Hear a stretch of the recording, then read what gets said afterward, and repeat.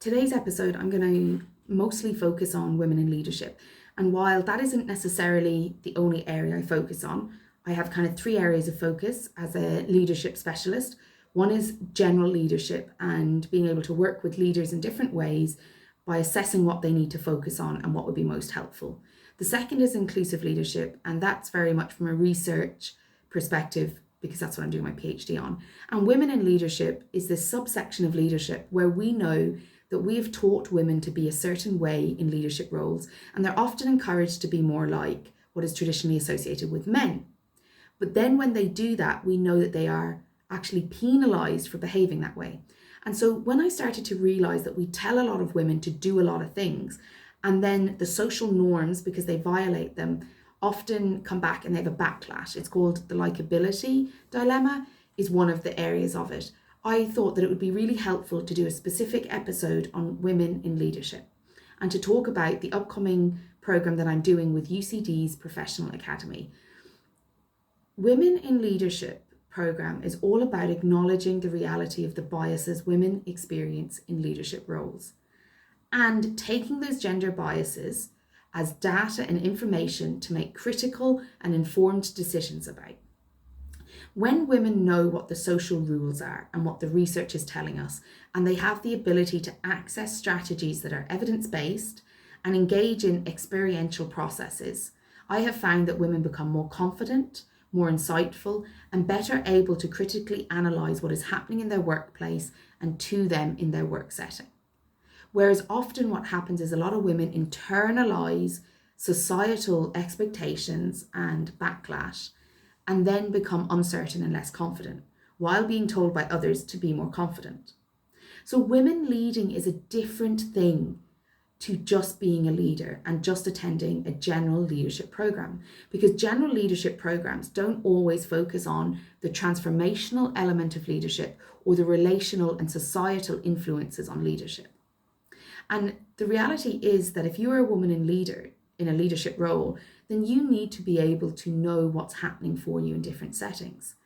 Often, when I speak to women about the discrimination that may occur to them in the workplace, I have two kinds of reactions. I often have women who are really frustrated because they see all the biases and how they impact them. And then I also have the other end of the spectrum where women say, no, being a woman has no impact on my role. But often what I found is that is because they've internalized a lot of the judgments as information about who they should be and how they should be. One of the most common challenges that comes up for women in leadership is that they're often told to be more confident. But then they are measured on their level of competency and their historic experience of the topic, and they are rejected if they are seen as being too confident. So something that women are told to do in leadership positions actually isn't measured usually and isn't what people make decisions on. And multiple pieces of research have told us this. So if you are a woman in a leadership position, it is really worth you considering what kind of social expectations influence the way you lead and possibly cause you internal struggle, challenge, anxiety, fear, lack of self-belief. And if you are a person in a workplace that wants to champion and support women in leadership roles, then maybe the starting point isn't actually being an activist in your workplace, but stepping back and checking your own biases. Whether you're a woman or a man, or you fall anywhere on the gender spectrum, we all hold these biases. The evidence suggests that women aren't less likely to do this to other women. We actually are likely to do this to each other and to all women, regardless of our gender identity.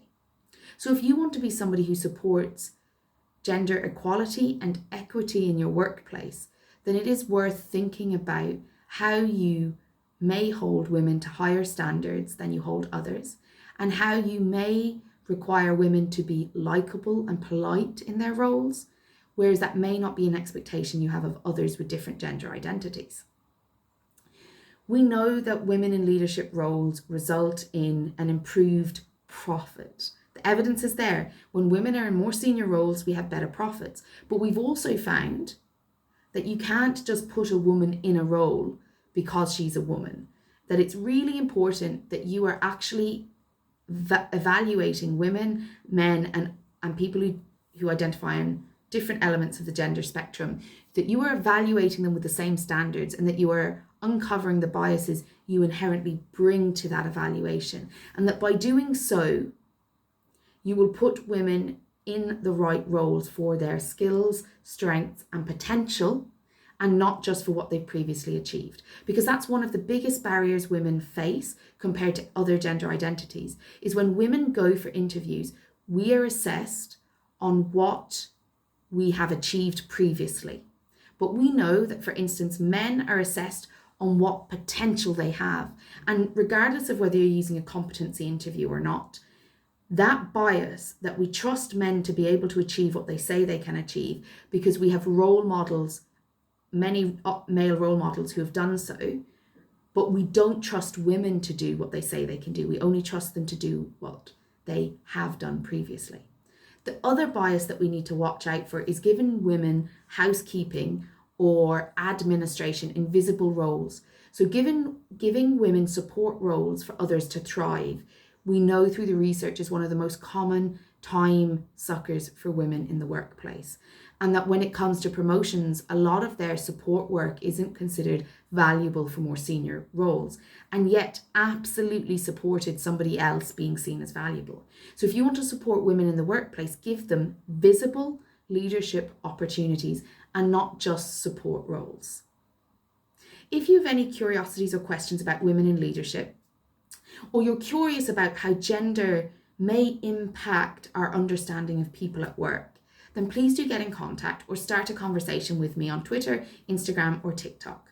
I'd love to hear your opinions. I'd love to think about some of the common questions and challenges that you have in relation to this topic.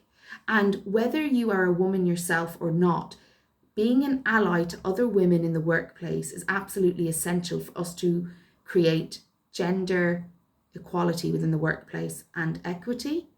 And whether you're a woman or not, you are not exempt from being part of the problem and part of the solution. Every one of us in society, regardless of our gender identity, can actually be part of the problem and or the solution. That's the choice you have, and that's the choice I'd like you to think about making. Do get in contact with me if you have any questions, or you want some one-on-one support with your own leadership approach, or if you'd like to have me speak to your organisation or consult or advise around gender equality within the workplace, and especially directly related to leadership roles. Thank you for listening. My name is Sheila Walsh, and it was great to have this conversation with you today.